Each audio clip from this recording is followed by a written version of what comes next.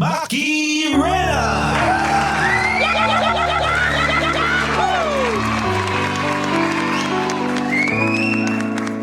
Maki Alam! Maki Alam! Agoy! Agoy!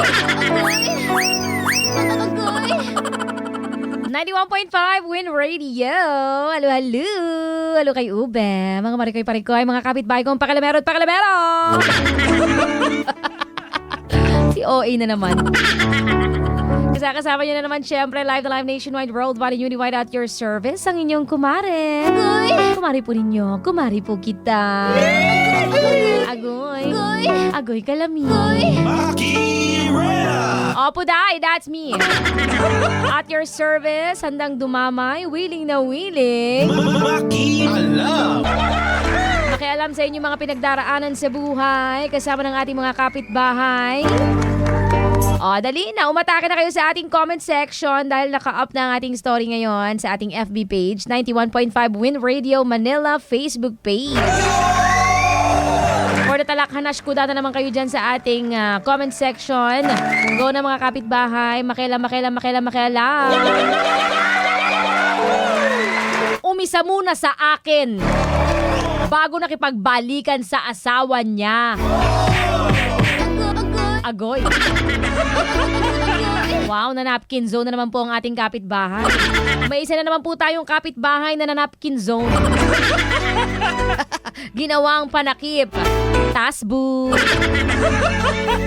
Ginawang panakip butas na naman po ang mari ninyo. Diyos ko, maring Biya ng Malabon. Biya Alonzo? Hindi, Biya Binini. Charing gola. O maring Biya ng Malabon. Ready ka na ba, ha? Kasi kung ready ka na, abay mas ready ako. Ready, get set, go. Maring Biya ng Malabon. Ay, nakakaloka ito. Ang bubula na naman ho ang bibig ng mari ninyo. Eto na mga kapitbahay, makialam na tayo sa istorya at pinagdaraanan ng ating kapitbahay na si Biya ng Malabon City. Maki Alam! Maki Alam!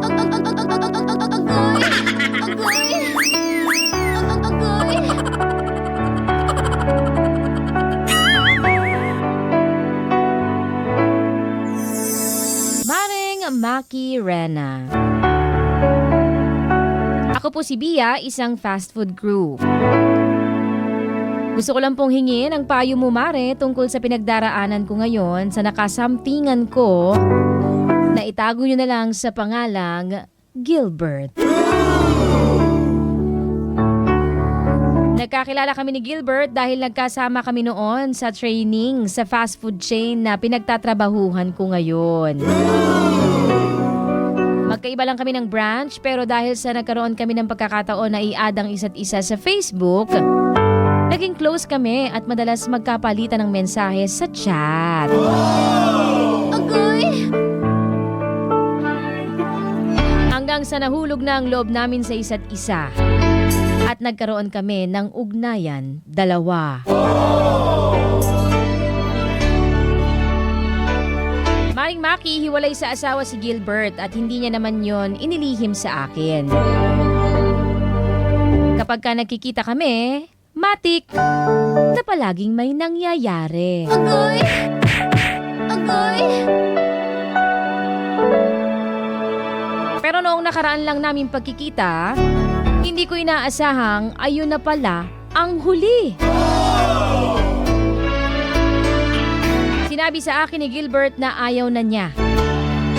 Pero ang pinagtataka ko, ayaw niyang sabihin sa akin ang dahilan. Hanggang sa nalaman ko na lang, nagkabalikan na pala sila ng asawa niya dahil nakita ko mismo. Nakita ko, nag-post siya ng family picture nila ng asawa niya kasama ang anak nila. Agoy. Ang sakit, Maring Maki. Aray ko.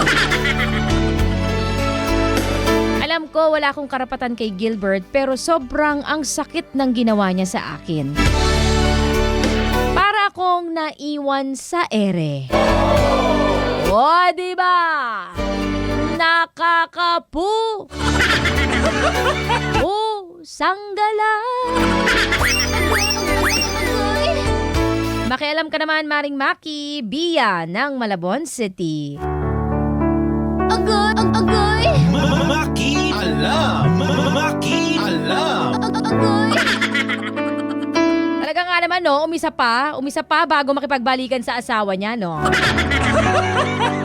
Galing. Ang galing. Ang sarap yakapin sa leeg hanggang sa mag-violet. Charing gola. O Mare, magpasalamat ka na lang, no? At sa wakas, naligtas ka sa ganyang uri ng kapahamakan.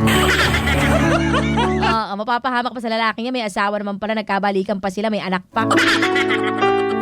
Well, noong una naman pala, sinabi niya na sa'yo na may asawa siya pero hiwalay sila. Hindi naman natin i-expect magkakabalikan pala. Mga hayop. Magpasalamat ka na lang, Mare, no? At sa wakas, naligtas ka sa ganyang uri ng kapahamakan. Kasi gulo yan kung nagkataon, hindi ba? Pag nalaman ng asawa na may nakasamtingan. Gulo yan. Ikaw rin. Kung gusto mo magulo buhay mo, go. For the go. Mabuti na lang, nilayo ka ng tadhana sa lalaking yan. Magpasalamat ka. Thank you, Lord. Thank you po. Nilayo niyo po ako sa gantong uri ng lalaki. Piruin mo, diba? Inano ka dahil sa magulo sila ng asawa niya. Tapos ngayong maayos na sila, itsapuera ka na bigla. Agoy!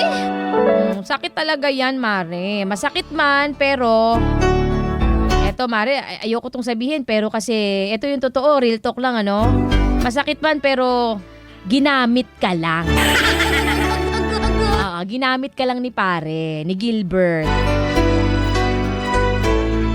So ngayong nalaman mo na ganyan ang ginawa sa'yo, di ba nakakagalit? Nakakagalit, di ba? Magalit ka talaga. Sir! Magalit ka talaga. Kaya sa susunod ha, kalmahan mo muna. Okay, Mare, kalmahan mo muna. Tandaan mo, hindi magkakaganyan kung hindi mo pinahintulutan. Pero syempre, ayoko naman na sabihin mo, napaka-harsh naman ni Maring Makirena. Talaga. Pero syempre, gets ko naman yung karupukan mo, di ba? Kasi nga, bet naman talaga natin yan eh. Yung may kilig, may dilig. Di ba? May kilig na, may dilig pa. Kaya lang sa susunod, bago ka magpadala sa kilig na may halong dilig, pag-isipan mo na munang mabuti. Huwag tayo masyadong mapagbigay. Oo, uhaw tayo, Mare, no? Uhaw tayo. Pero sana huwag tayong 80-80. Okay, huwag tayong 80-80 na basta-basta na lang nagpapadali. At seryoso ha, if you know your worth, alam mo kung sino ang nararapat na pagbigyan. Totoo lang, if you know your worth, alam mo kung sino ang dapat pagbigyan eh, di ba? Kung sino ang nararapat, karapat, dapat. Hindi mo pwedeng ipamigay na lang yan basta-basta, lalo kung puro red flag naman siya. Wala ka namang green flag na nakita sa kanya, di ba? Unang-una niyan, asawa pala. O di red flag na agad-agad, nagwawagayway pa, di ka na lang nasampat. Taasan mo pa presyo mo, ha? Taasan mo yung presyo mo. Yung yung value mo ba? O, yun ang ibig ko sabihin. Yung value mo ba sa sarili mo? Ganun! Kapag hindi niya natapatan o nahigitan man lang yung value na binibigay mo sa sarili mo, sorry ka, hindi mo to matitikman.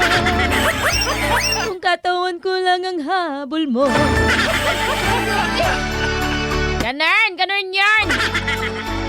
Pag basta buka ng buka sa isang tao na hindi nakakakita ng iyong tunay na halaga. Okay, Marikoy, ibigay mo lang yung precious love and precious pearl na yan sa taong kayang tumbasan o kayang higitan yung value na ibinibigay mo sa sarili mo. Tandaan mo, gold ka. Pure pa. Diba? Pure gold. Always panalo. Uy, bayaran mo yan.